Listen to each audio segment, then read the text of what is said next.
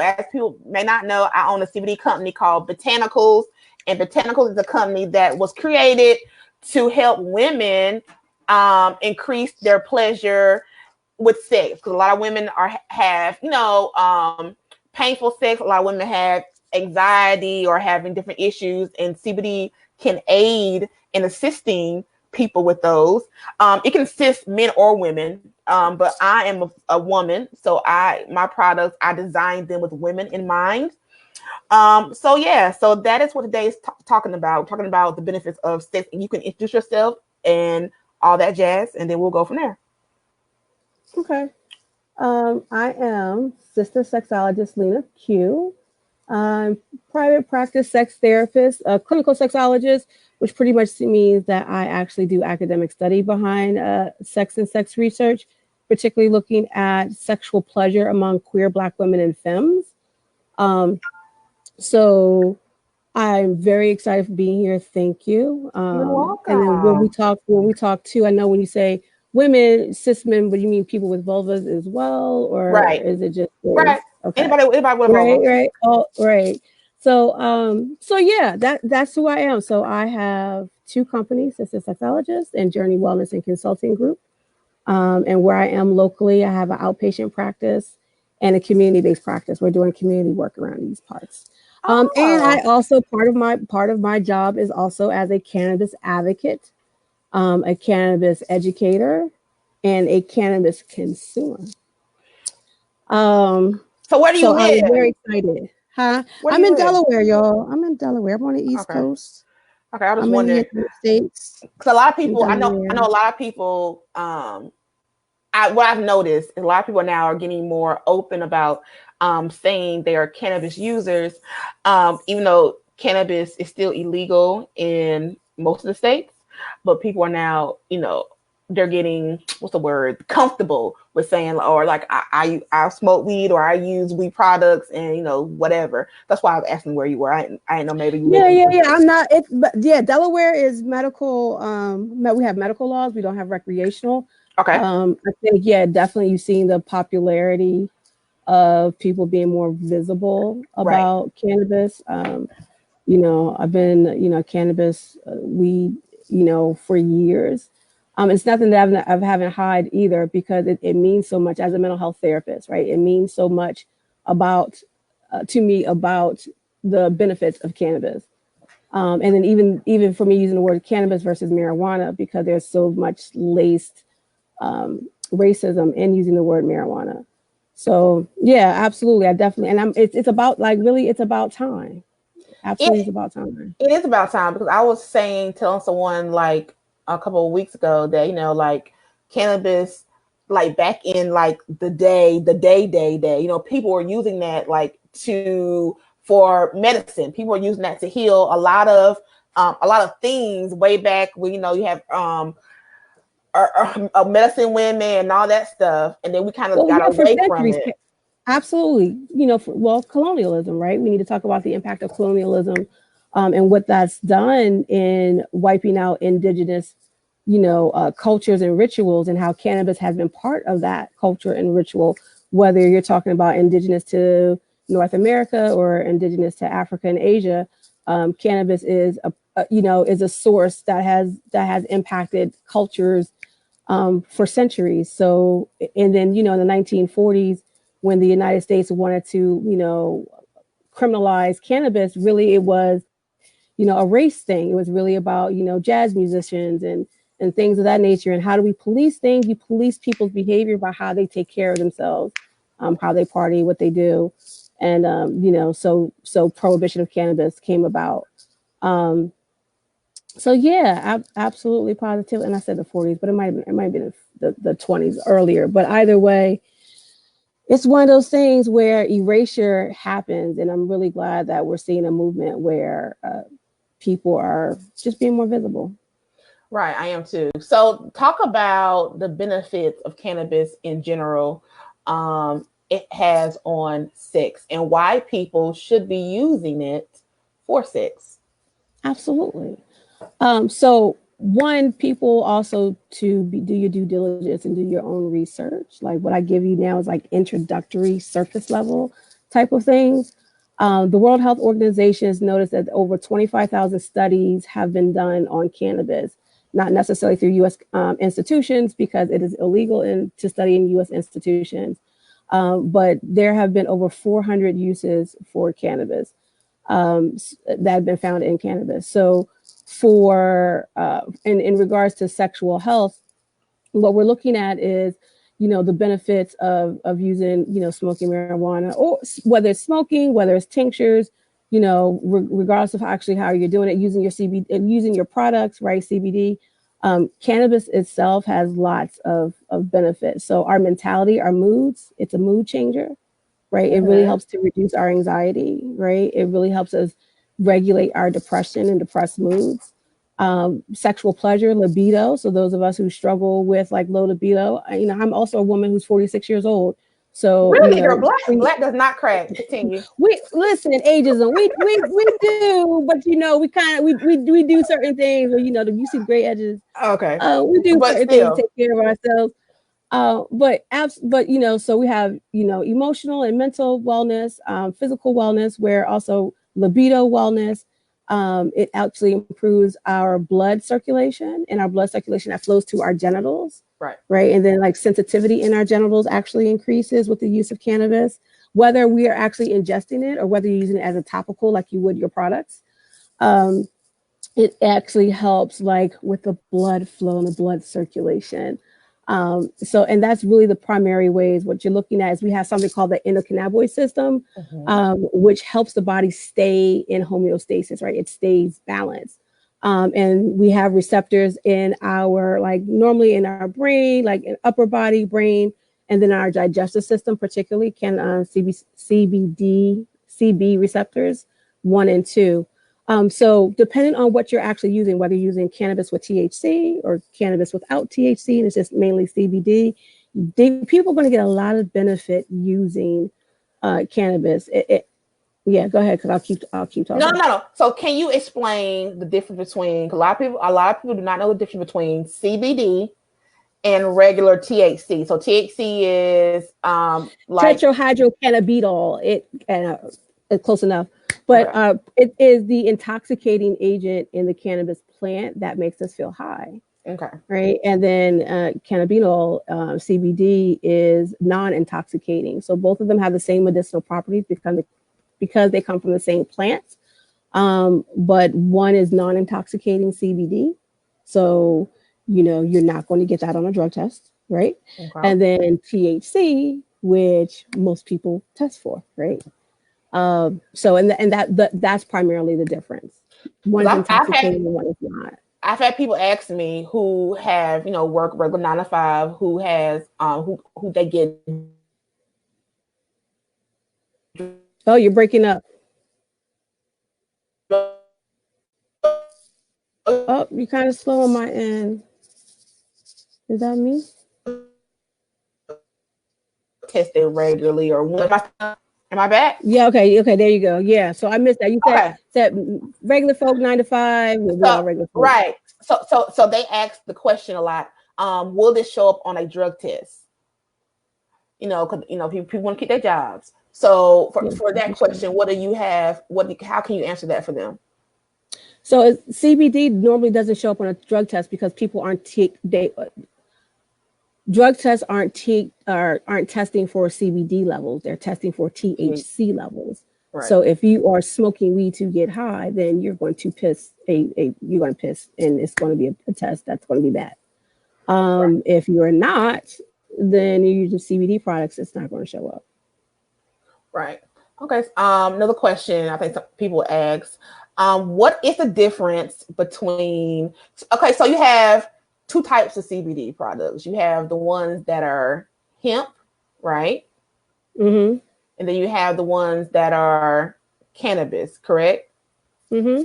Okay. So what is the difference, and which one, I guess, is better for you? I won't say it's not neither one about being better. You're talking about, again, a same plant, different chemical compositions. So hemp is again the cannabis flower without THC, right? And then cannabis is THC. It's just it's a leaf with the THC. Most people look at indica and sativa, Right. which are different leaves of the THC. Indica having the longer leaf and sativa having the shorter leaf. And back in the day, it used to be like, for like anxiety, you would use like an indica, like kind of sedative. And then for, like low mood, you would use like a sativa or attention. I have, ADD. So, using it for attention, it helps me like stay focused. And those are the primary differences. I know for me, like weed in general, just regular weed makes me sleepy. I don't know if it's a certain strain I should be using that will make me not sleepy.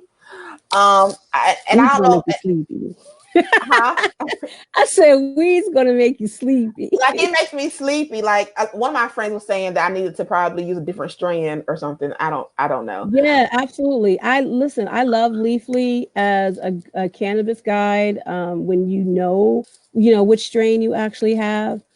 I think also too, like people in the beginning, especially like young cannabis users, and I don't mean in age, but I mean in like how long you've been smoking or what, bongs or whatever case may be.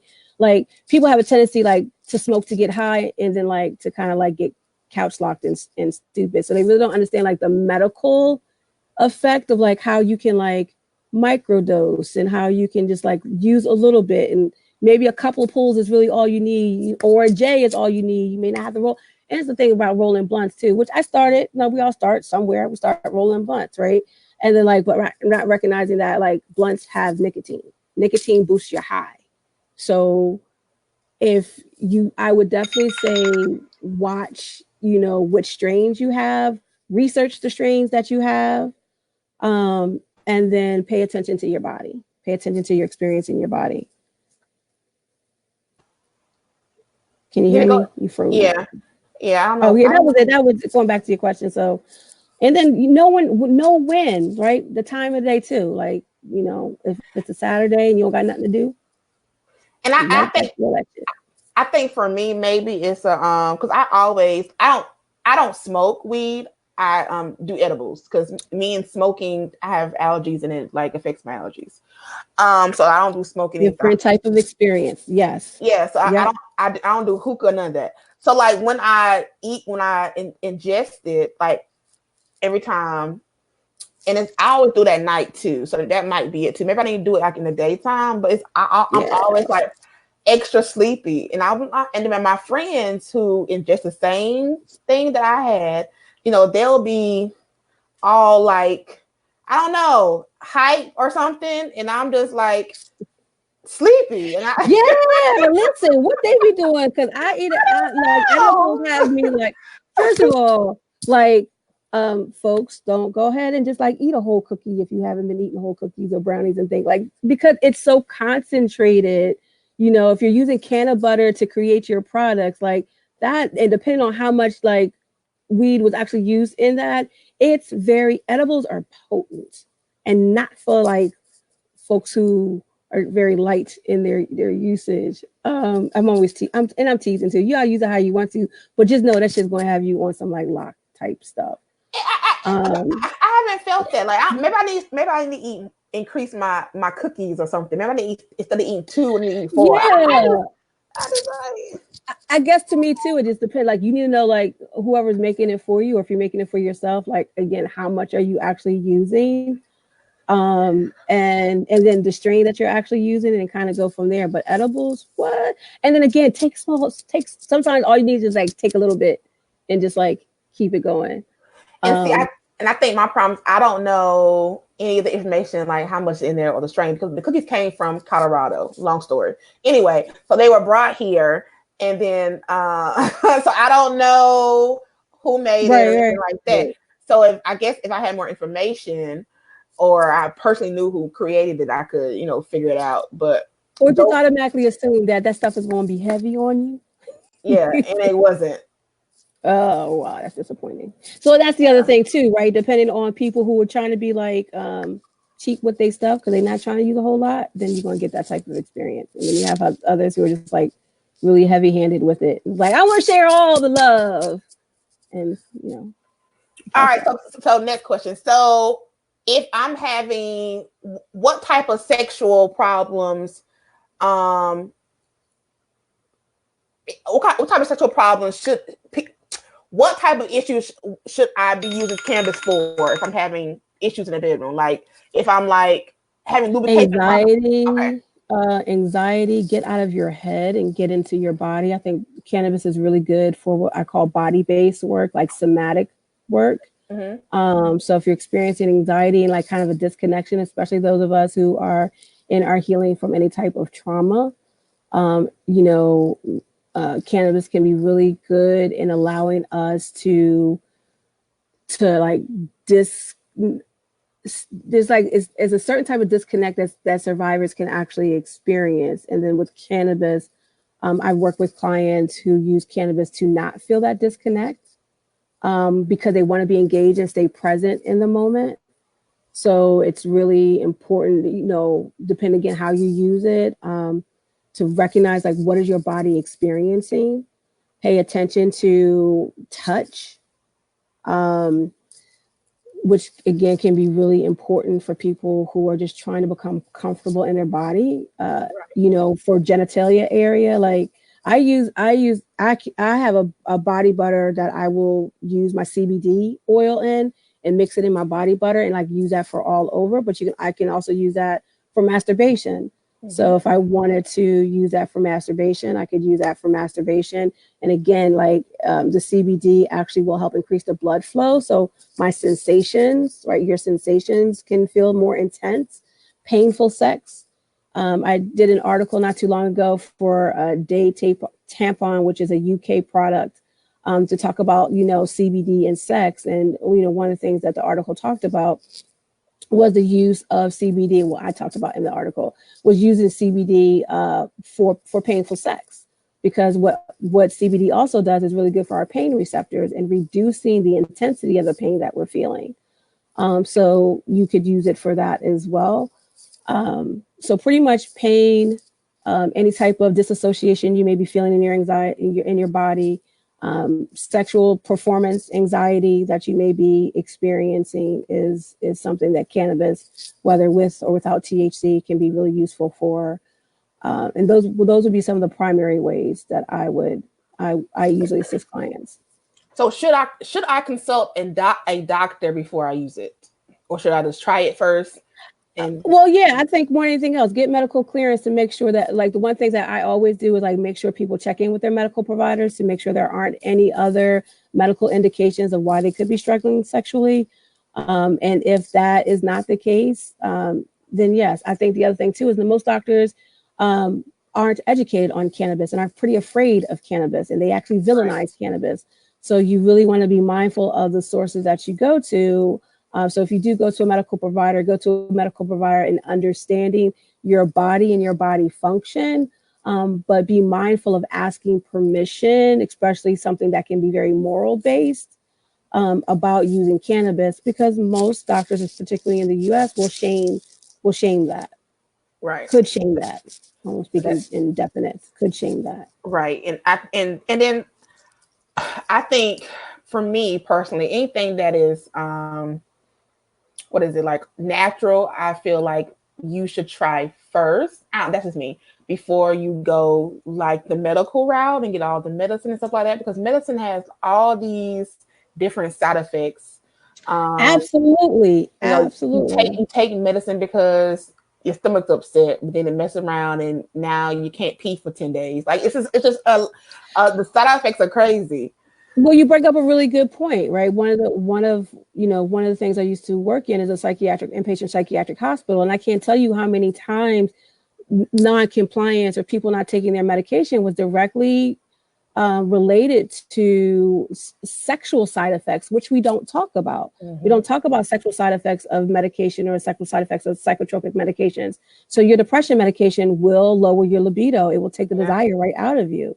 Certain medications for like, schizophrenia or things of that nature will actually, for people with penises, cause erectile dysfunction. So we don't always talk about the sexual side effects of medication. And then people are always looking for these things to do. So, and one thing I always start with is like, again, that check-in, like, how do you take care of your body? Are you taking your vitamins? Are you drinking your water? What's the food that you're putting in your body? What's your sugar intake like? Like, all those things will impact your sexual libido, your sexual health.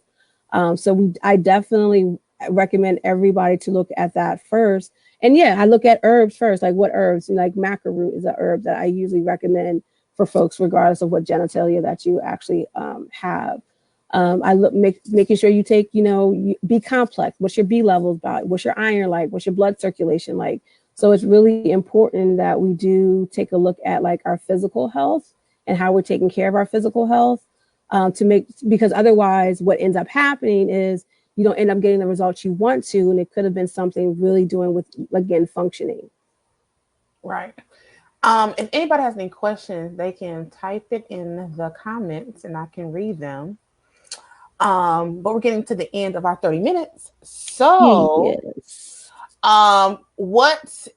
Give us any closing points or important key notes you want people to know about cannabis and sex. And yeah, cannabis and sex is good. Also, more than anything else, to trust your sources. Like, you want to be mindful of where you're getting your CBD products from. You want to be mindful. First of all, there's only one company that I'm aware of that actually has cannabis products, a THC cannabis products, and that's Fornia out of California, and they will only ship if you're actually in California. Yeah. So, products like yours that have, CBD, and its purity and things of that nature is really important. So make sure you're aware that you do have a product that has a CBD isolate, which is like CBD in its purest form. Yeah. And you need to be mindful of that. So yeah, check your source. No gas station stuff, guys. No gas station stuff. Question, since you said CBD isolate, I know some people are talking about, it was the whole discussion about the CBD isolate versus the CBD full spectrum. Mm-hmm. And like which one was better, which one was whatever. So what is your opinion on that? I don't have enough information to say which one is better and which one is not, because I think the other thing too is like access. So with the increased visibility and popularity of cannabis, we're talking about being able to have access to these products to begin with, to inform an opinion. So there may be people in other parts of the world that have had more regular access to have that. But all I can say is I would say, try both and go from there. But what you do know at minimally, CBD works. Right. Well, thank you for coming on. Let the people know where they can find you.